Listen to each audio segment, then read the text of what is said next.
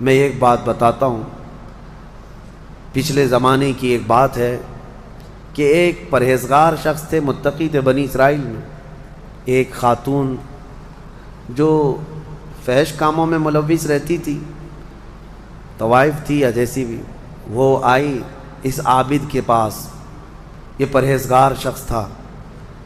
یہ جب آئی تو کہا کہ رات گزارنے کے لیے میرے پاس کوئی ٹھکانہ نہیں ہے، باہر ٹھنڈی اور بارش ہے، مجھے تھوڑی سی جگہ دے دو۔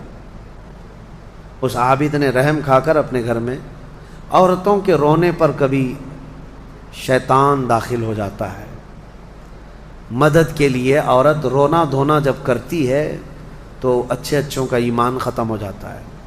وہ عورت رونے لگی کہ میرا کچھ کوئی سہارا نہیں، بارش میں بھیگ جاؤں گی، میں تڑپ تڑپ کے ختم ہو جاؤں گا۔ اس عابد شب زندہ دار اس نے اپنے خانقاہ میں جگہ دے دی۔ جب رات ہو گئی تو وہ عورت آئی اس کے سامنے آئی اور عریانیت کے ساتھ عجیب و غریب حرکتیں کر کے اس کو گناہ پر ابھارنے لگی۔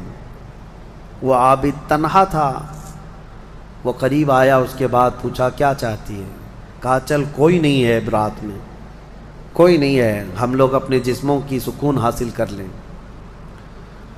اس عابد نے کہا کہ ٹھیک ہے، میں اس سے پہلے تھوڑی دیر میں بھی آتا ہوں، خواہش ہے تیرے ساتھ آ جاتا ہوں، سوتا ہوں، لیکن اس سے پہلے میں دیکھتا ہوں۔ اس نے کیا کیا، گھر میں جو چراغ جل رہا تھا، بہت اس وقت مشعل جلائے جاتے تھے، کرنٹ تو نہیں، لائٹ نہیں، مشعل جو جلائے جاتے تھے، اس نے وہ مشعل کو قریب کیا، پہلے اس میں اپنی انگلی لگایا تو چمڑی جل گئی، ہاتھ جھٹکنے لگا۔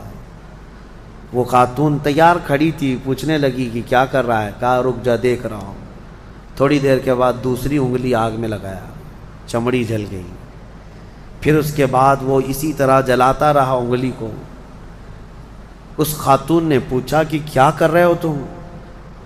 اس عابد نے کہا میں دیکھ رہا ہوں، اس آگ کو میں برداشت کر سکتا ہوں تو پھر ٹھیک ہے، میں یہاں مزے بھی کر لوں گا، اس لیے کہ جہنم کی آگ اس سے 70 گنا زیادہ تیز ہے، میں نے سنا ہے، دیکھ رہا ہوں کہ یہاں کی آگ میں برداشت کر پاتا ہوں۔